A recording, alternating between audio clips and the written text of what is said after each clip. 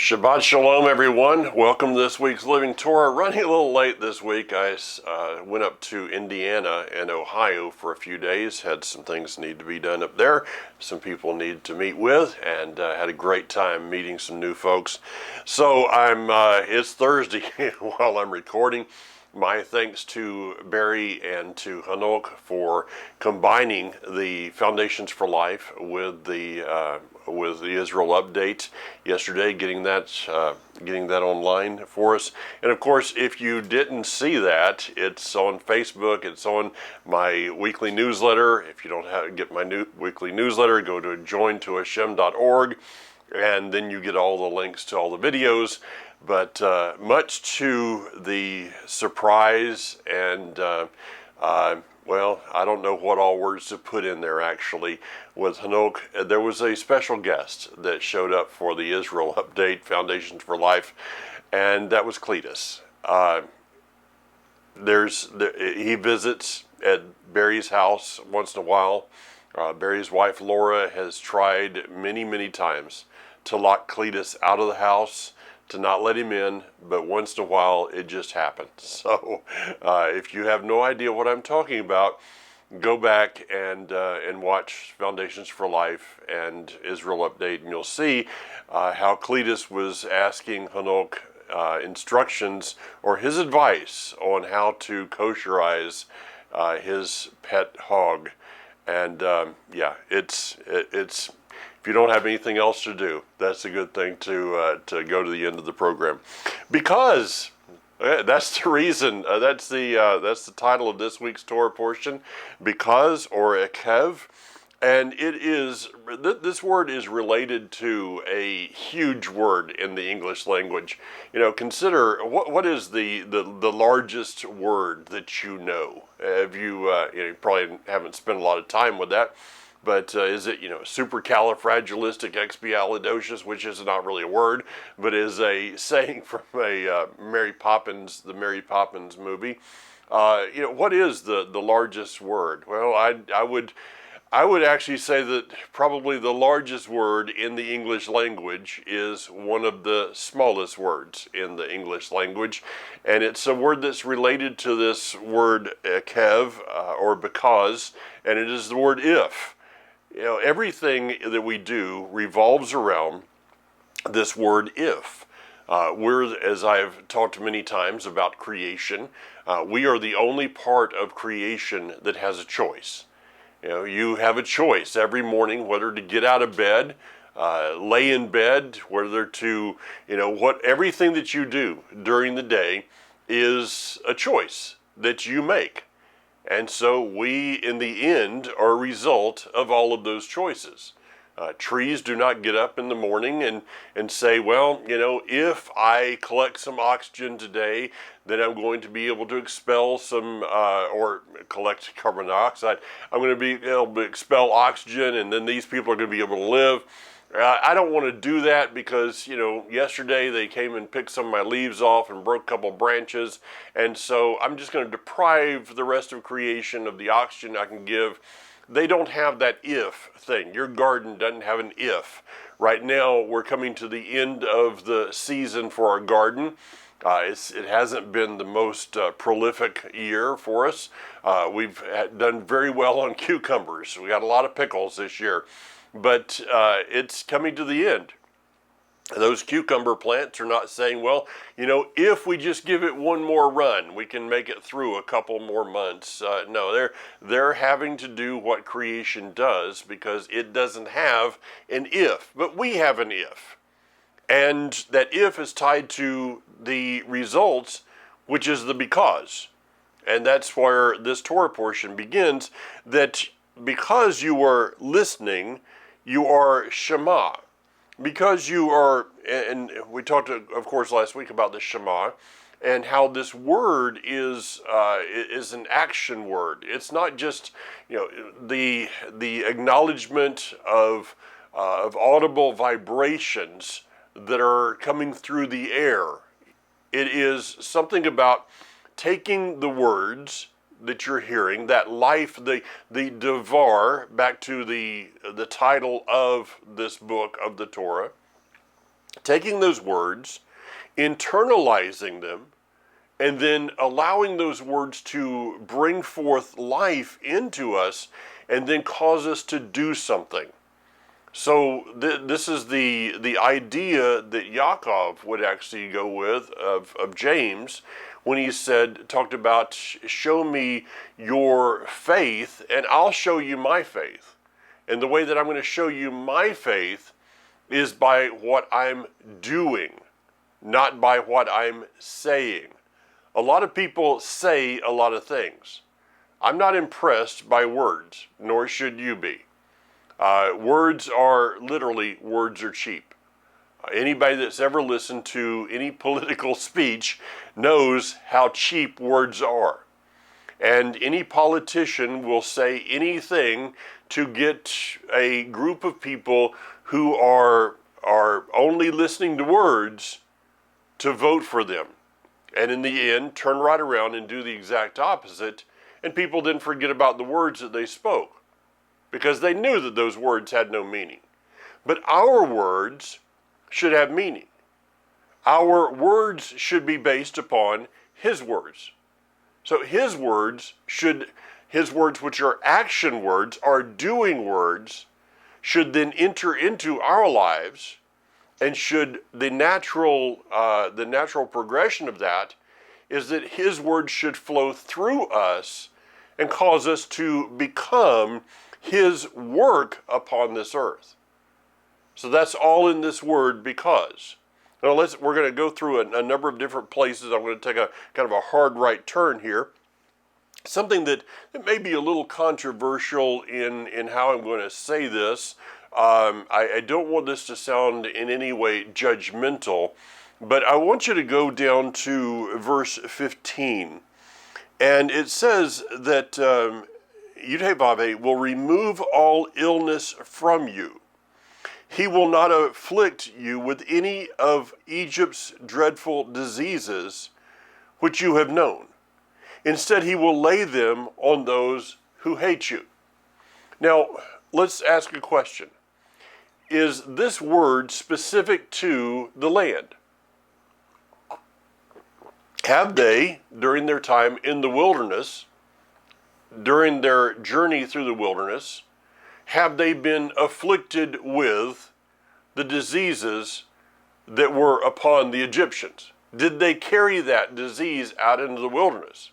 I think there's some ideas here that say that no, that they came out of Egypt and they walked in a supernatural protection. But that supernatural protection was going to be even greater. That supernatural blessing, and this is talking specifically about health, was going to be even greater as they entered into the land. We've all gone through various aspects of, whatever you want to call this, of pandemic, plandemic, and I'm not getting into the politics of all that. And I know many people who I feel have lived a life that is beyond reproach, that have had the effects of this virus, or whatever you want to put in there. Okay, again, I'm not going to get into that. So, there would be a group of people that say, well, you sinned. Well, I can't go there.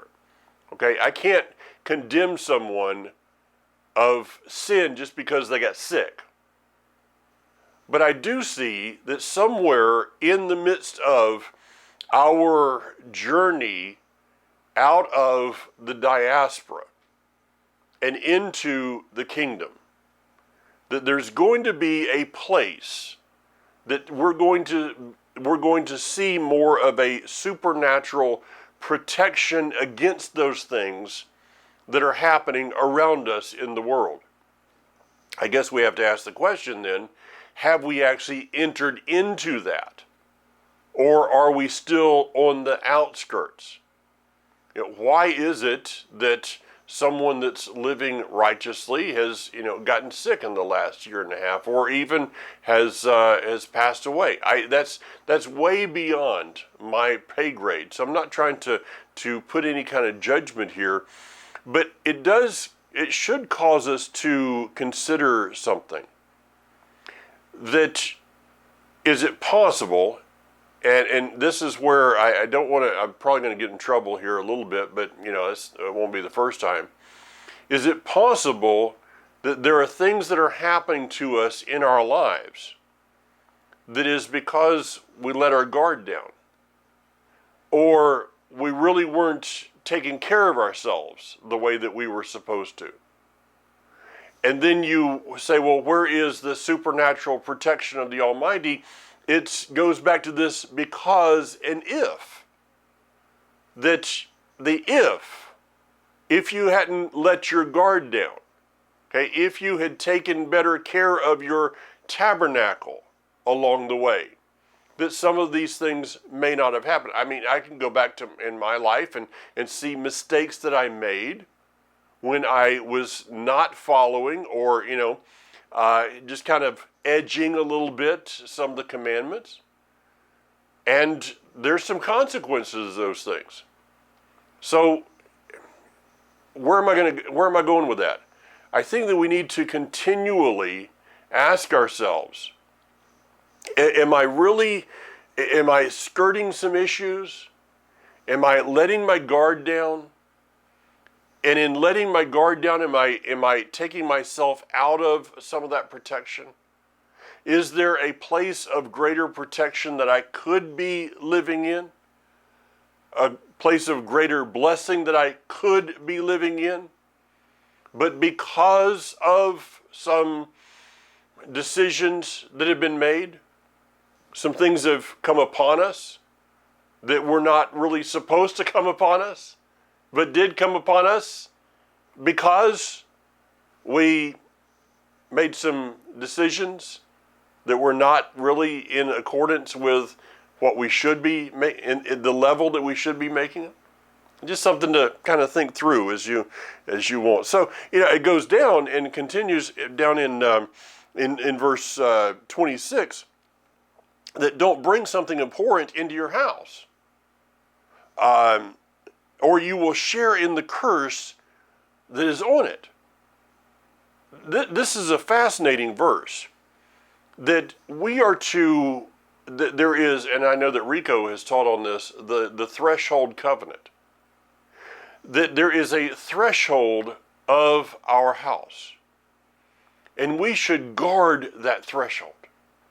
See, that's the essence of the placing of the mezuzah upon our doorposts and upon our gates.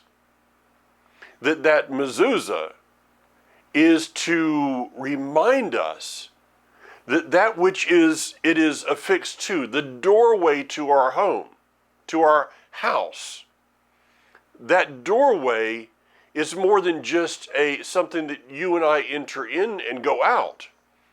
But that doorway is something of a place of a boundary. And I can't affect, I don't control that which is, somebody else's house. Okay? I may have a neighbor that has a party and, it gets pretty wild, and find out later on there's all kinds of drugs and things and, stuff that's going on in parties. That's their house. That's their property. That's their boundaries. Unless it is something that I know is illegal, I have no rights to go and to restrict the boundaries of another person's property. But I do have a right and a responsibility to restrict my boundaries of what comes into my house.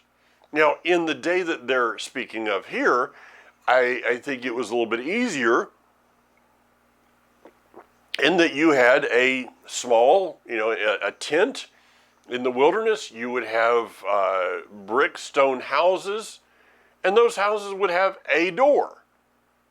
if you go up to not to Qumran, Katsrin in Israel, you can see a Talmudic village of a couple thousand years ago. There were very small little houses, some built on top of each other, and you had pretty much one door. Okay, you had a little gate that entered into, and many of them, a gate that entered into a courtyard. We see this also in Capernaum, and off of that little courtyard would be doors to many other houses. It would be like a little condominium, little townhouse kind of thing. And so you restricted what came in through a door. Well, today it's a little bit more complicated. That concept is more complicated. It's not just what comes through your doorway, but through signals. I mean, these signals and computer signals and, internet and DSL and phones and maybe you've got DirecTV or Dish or something like that. And we have all these gateways of ways that things can come into our house. I'm thinking that, maybe it would be a great thing to come up with like a little phone mezuzah, how about that for an app? Or a little, put a mezuzah on the side of your computer or on your television. Something as a reminder that when you start clicking through those programs, it's like, no, whoa, wait a minute, that's not allowed through my doorway. Because that which you allow through your doorway has attached to it. Okay, according to the scripture here, so again, you will share in the curse that is on it. So everything that you allow into your home, and I would say into our life, okay, our physical life, our spiritual life, we could take that to emotional, to financial, to, every area of life, it has something connected to it. It either has a blessing connected to it, or it has a curse connected to it. It's there. Let me give you an example. Someone allows, let's say a program. I'm not going to name programs, though I could probably do that, but I'm not going to name them. So let's say that somebody allows a sitcom or a so-called reality show, and anyone that believes that reality shows are real, yeah, really.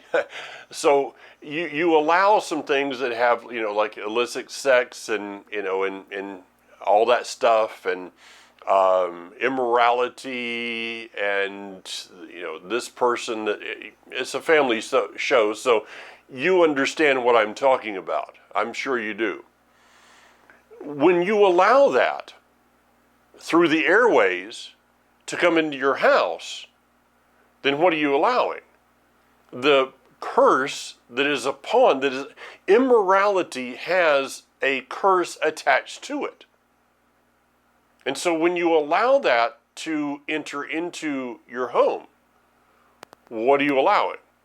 You're allowing the curse of that immorality to also enter in. So we need to be very careful about what we allow to enter into. If it is abhorrent to him, then it should be abhorrent to us. And we live in a complicated day. There's no doubt about it. We live in a very complicated day, and we're constantly being pushed in boundaries that we need to be protecting. We're constantly being pushed in that threshold of what is allowed over that threshold. Okay, let me move on. In chapter 8 it talks about, and this is one of my favorite verses, that it's in verse 4, during these 40 years, the clothing you were wearing didn't grow old and your feet didn't swell up. Again, that's where I go back to that supernatural protection. There was they were living a life that if they came into contact with other people in their journey in the wilderness, it's like, well, how are you? Do you need to barter? Do we need to barter with a new robe? And they're going, this is the one I was wearing. I've been wearing this robe for 40 years. Well, it looks like it's brand new. Yeah, I know. I don't know. It just kind of, it just stays that way. It's not threadbare. I've washed it, like a 1,000 times, and it just comes out the same way. And so there was this supernatural witness to others that were around them. How many of us would kind of like to have that, especially when you're raising children, and you have to, and they're growing out of their clothes and out of their shoes. But here's a supernatural protection of their feet. Their feet did not swell.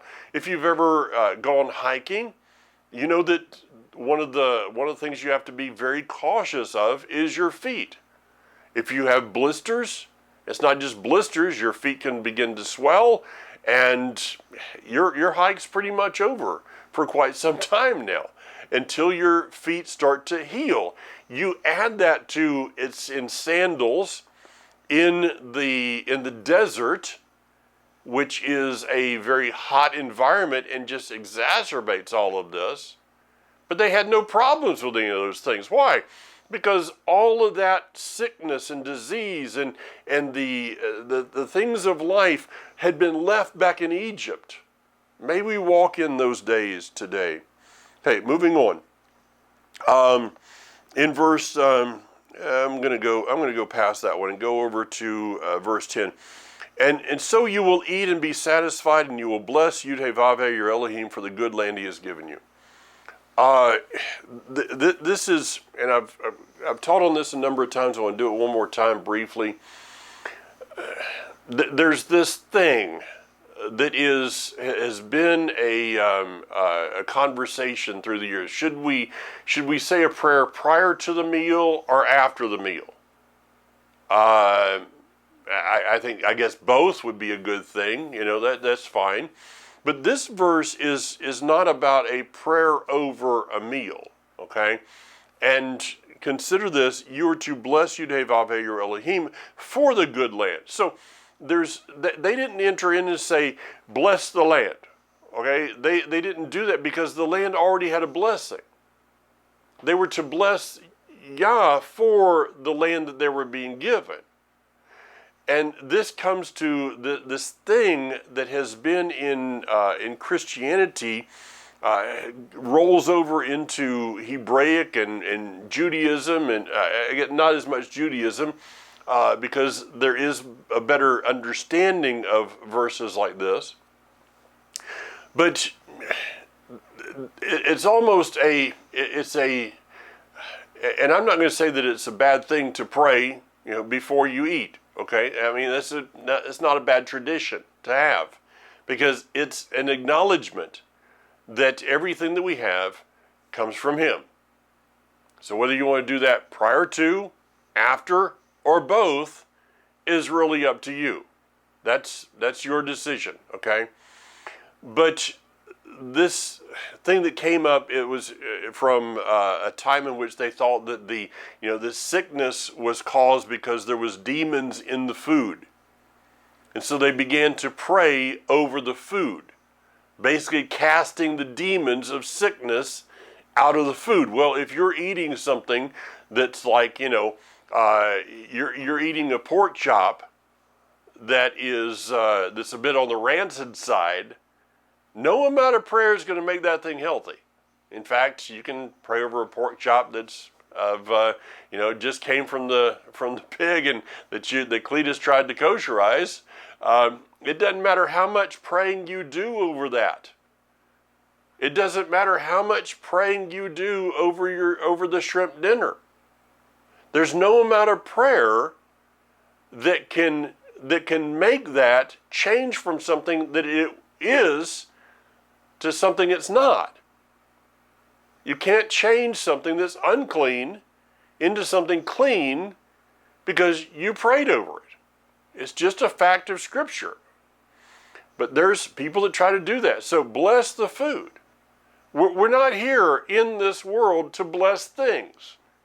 Okay, before I sat down, I did not look at this chair, which I'm finding out needs to be replaced. It's wearing out, but I didn't look at the chair and say, I bless you, chair, that you would be able to hold me for another hour while I do a video.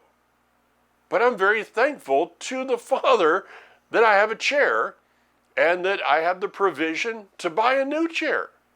Okay? I'm thankful to him. So you bless him for the ability that he gives you in order to do something in this world, which takes us down to a verse in chapter 8, verse 18.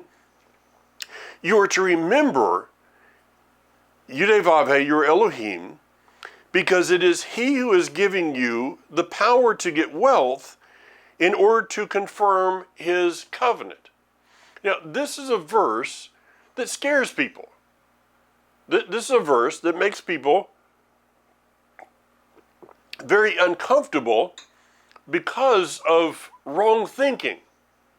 There is a holdover of the Catholic Church of the vow of poverty, that somehow it was a righteous thing to be broke, to be in poverty, which is kind of amazing that the Catholic Church portrays onto its people, specifically the so-called leaders, this vow of poverty, while it's like the second largest real estate holding organization in the world, second only to McDonald's. McDonald's owns more real estate than anyone else.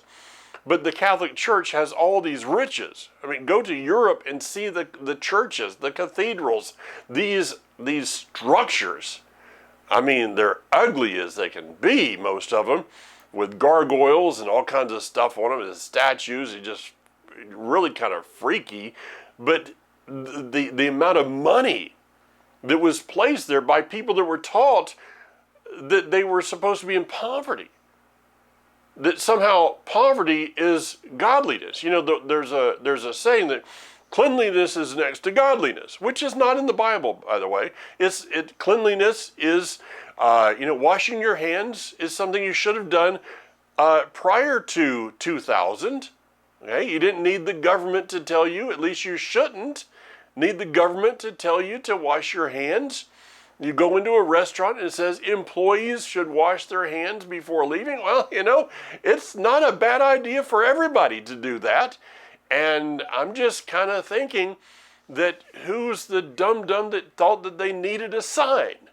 If someone has to have a sign to be reminded to wash their hands, they're probably not going to do it anyway. Okay, just the way that I think. Yeah. So this poverty mentality, and then you had the pendulum swing that came out of the blab it and grab it, name it, claim it, and frame it, that came from Tulsa and various places of this prosperity gospel, which was basically the kind of the same thing that the Catholic Church had with a little different spin on it, because it was the prosperity of the pulpit on the backs of those in the pews. I've been in Tulsa. I know the problems that are there in that town specifically, because there's a lot of broke people that think if I can just give that little extra, somebody that stands up in front of you and tells you that, God told me that if you'll give me $10, he'll give you $100, doesn't believe that. Because if he truly believed that, he'd be handing $10 to everybody in the congregation. Think it through, okay? Tithing is not something that we do to get. Right? Giving, offering is not something we do to get. It's just something we do because we're supposed to. How many people today are sick because they have refused to be a giver? And they made that decision to not be obedient, but I'm cooking challah bread on Shabbat and I'm tying my tzitzit. But when you're, as Malachi says, you're robbing Elohim. Is there a blessing in the tithe?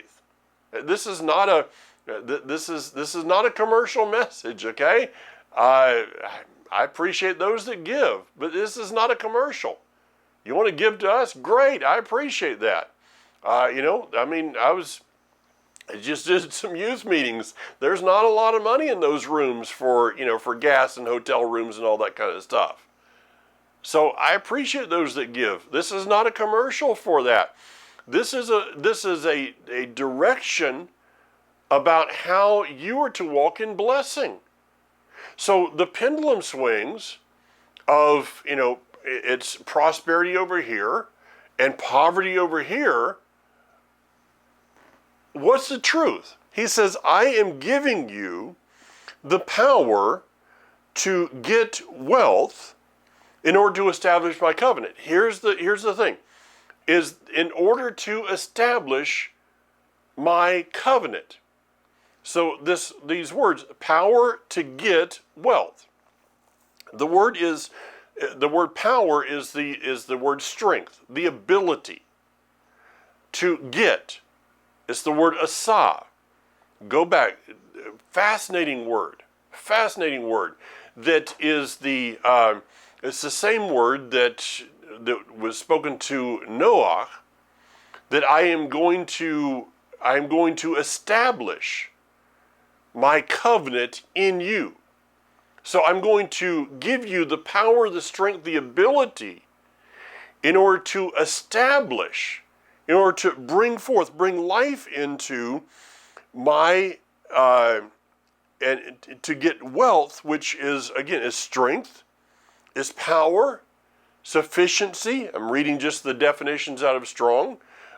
Strength, power, efficiency, wealth. It's even the word that can mean army, okay? So what do we do with that? How do we do that? I'm giving you the power to establish influence. I want you to be influential. If there's anything today that I think we need to get a hold of in this life, is that we are called to be influential. And it goes all the way back to, because you have, I'll kind of butcher one, because you've shemad. Okay, to take the word shema into English, because you've shemad, the act of shemaing. I've created two words there. You're welcome, Rhonda. When we shema, when we take his word, hear his word, do his word, then the outgrowth of that is going to be that we become an influencer. We should be seeking to influence people. Well, I'm just not real influential. Then you don't know who you are. And you really don't know who he is. Because anyone that knows who he is knows that one of his attributes is influence. He's very good at influencing. The whole world is influenced because of his word, his power, his strength working in it and working through it.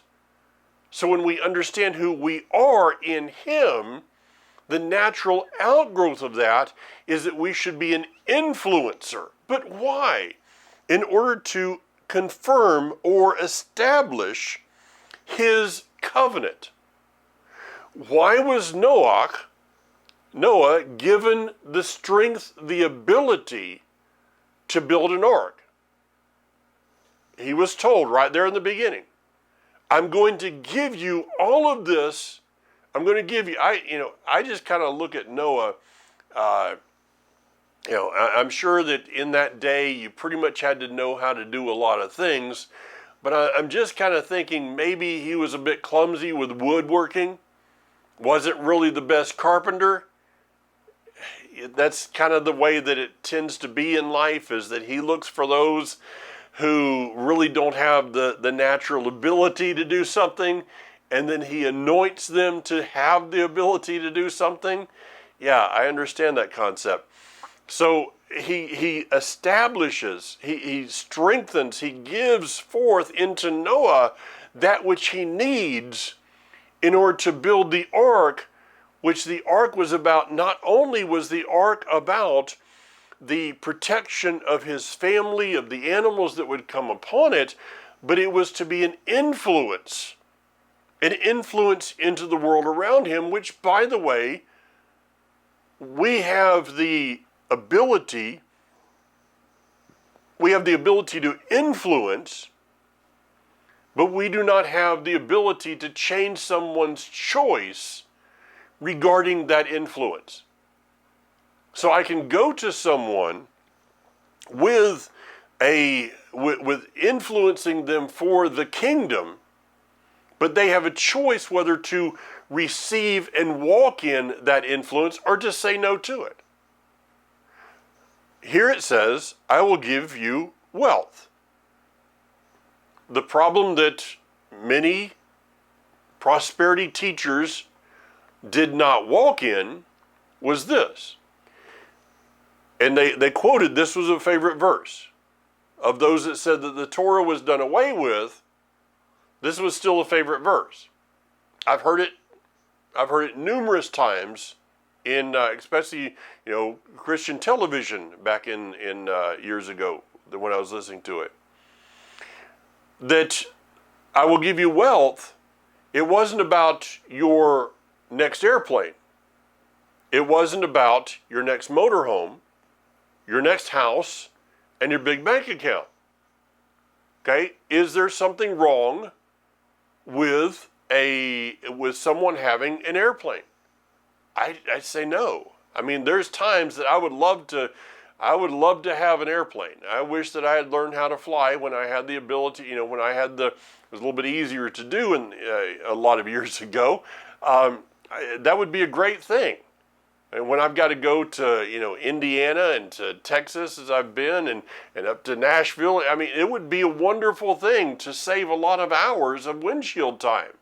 I mean, just a different windshield, But there's nothing wrong with having that.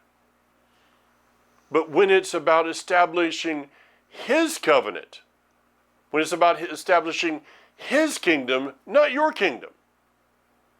So if you have this kind of a poverty mentality, I would ask you to consider that that's not from the Father. In fact, I will give you, I'm kind of running with this one a little bit, I will give you the strength, the ability, the influence. I said this to a group of youth the other day, a few youth that I had actually in Canton. I was talking about the tabernacle and how the menorah, this gold was fashioned into a menorah, and I don't know that anybody has figured out how they did that. How do you take a single piece of gold and you beat it into something that has the ability for oil to flow through it, and then gold is also a very soft metal, so there's, it's not like tied up to the top of the tabernacle, it's just there, and these heavy arms that are sticking out, somehow that soft gold is not bending. How do you do that? I don't know. And no one else has been able to figure it out either. But those that were fashioning, Bezalel, those that were fashioning those things, were given a supernatural creativity. Where's that supernatural creativity today? People complain about, Bezos and this person and that person and, these ungodly people that have all this wealth, but yet who should have the prosperity in this world today? It should be those, the creativity should be given to those who are living closest to the Creator. So I would say that I mean, this is just kind of my opinion, that those who are living according to the Torah, who are finding Messiah in the Torah, they should be the most creative people on the planet. But where is that creativity? Where is it? There is a disconnect. There's a disconnect. I present to people all the time a better lifestyle, and they're like, nah, I'm happy with what I have. Folks, what are you doing? What are you doing to increase your influence? I was saying to some folks up in Indiana this week, no one ever invites a broke person to a fundraiser. You notice that? That's just kind of like a fact of life. It's one of those undeniable facts of life that Limbaugh didn't put in there, that in his book. But nobody invites a broke person to a fundraiser. Why? Because they're broke. They're not going to be able to help you. We should be invited to things. We should be invited to everything in order to establish the covenant. And this is about establishing his kingdom as we're waiting for his kingdom to be established. That's called influence. When you pray, your kingdom come, it's not your kingdom come then, but your kingdom come now, so that it can be established as it's being established. Think through that one on your own a little bit later on. In, let's see, where we're going to go. We're going to go to chapter 9.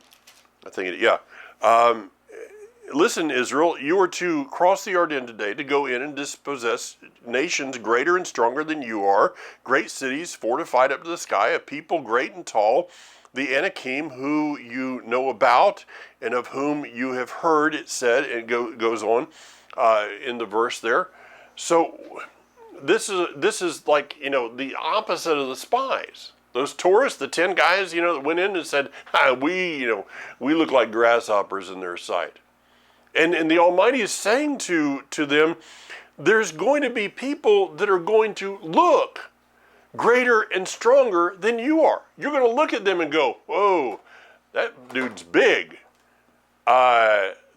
He's strong. Yeah, they've been, these guys, they got a lot of Wheaties in this area.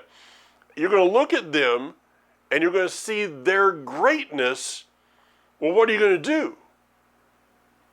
You can either see their greatness and be afraid, or see the one who is greater than them and influence. Okay, back to that word.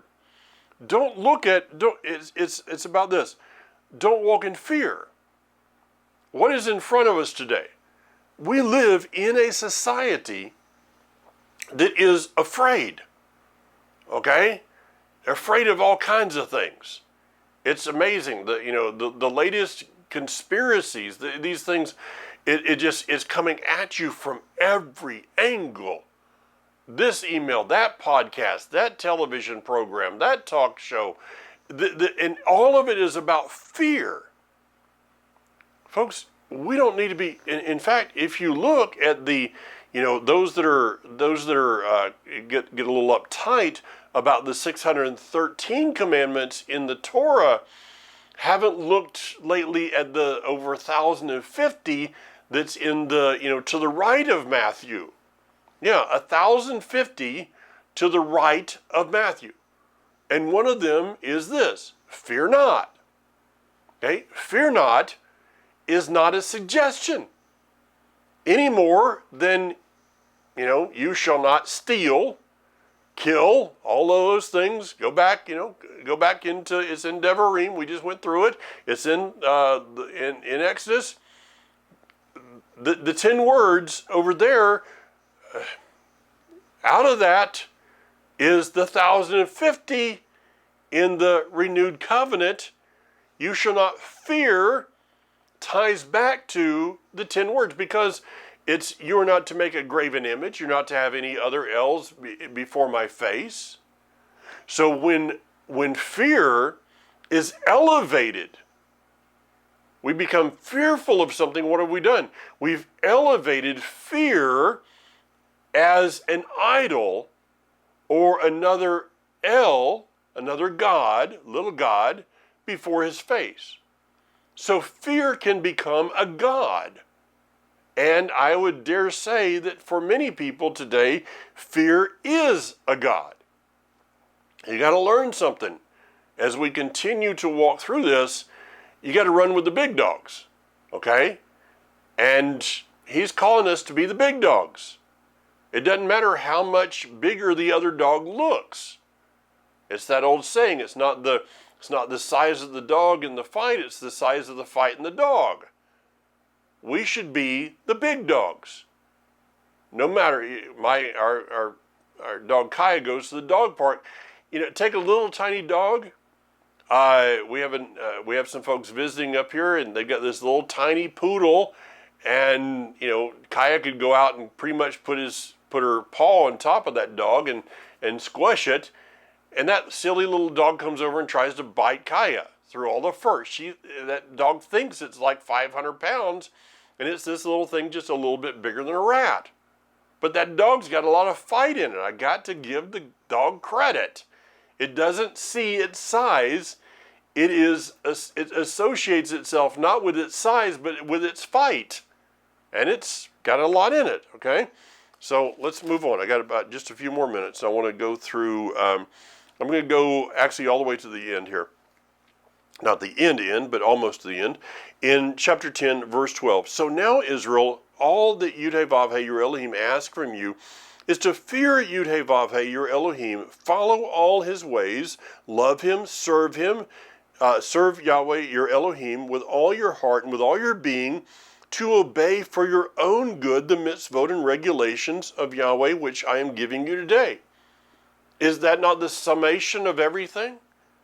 I mean, that's the because, that's the if, that's everything wrapped up into a verse here, is that we're to listen to him, we're to love him, we're to serve him, and we're to do it with all our heart and with all our being.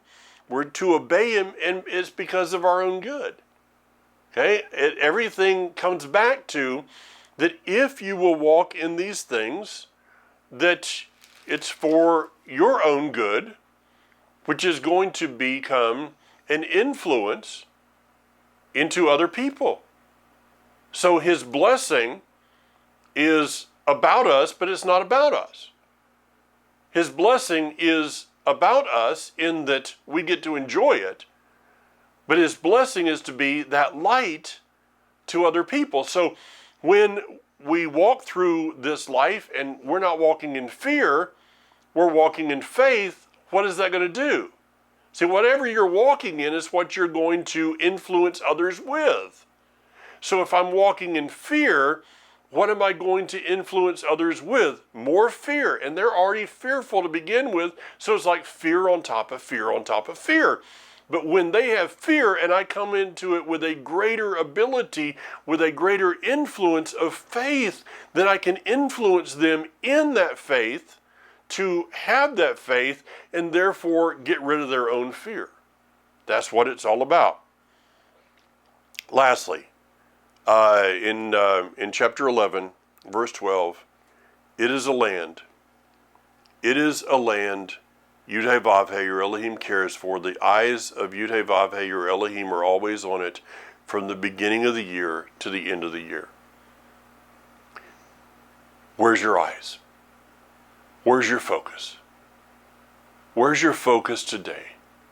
Is it on the events of the world, or is it on the land? Is it on the kingdom? The land that which will one day be the kingdom.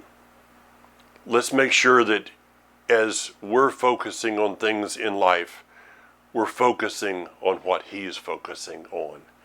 Shabbat Shalom, Shavua Tov. Have a blessed, prosperous week. Bezrat Hashem, God willing. See you again next week. And until then, be strong. Yivarechecha Adonai v'yishmarecha Ya'er Adonai panav elecha וייחונך.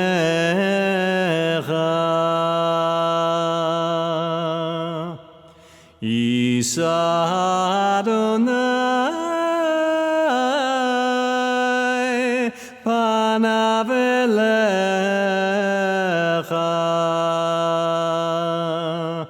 וישם לך שלום.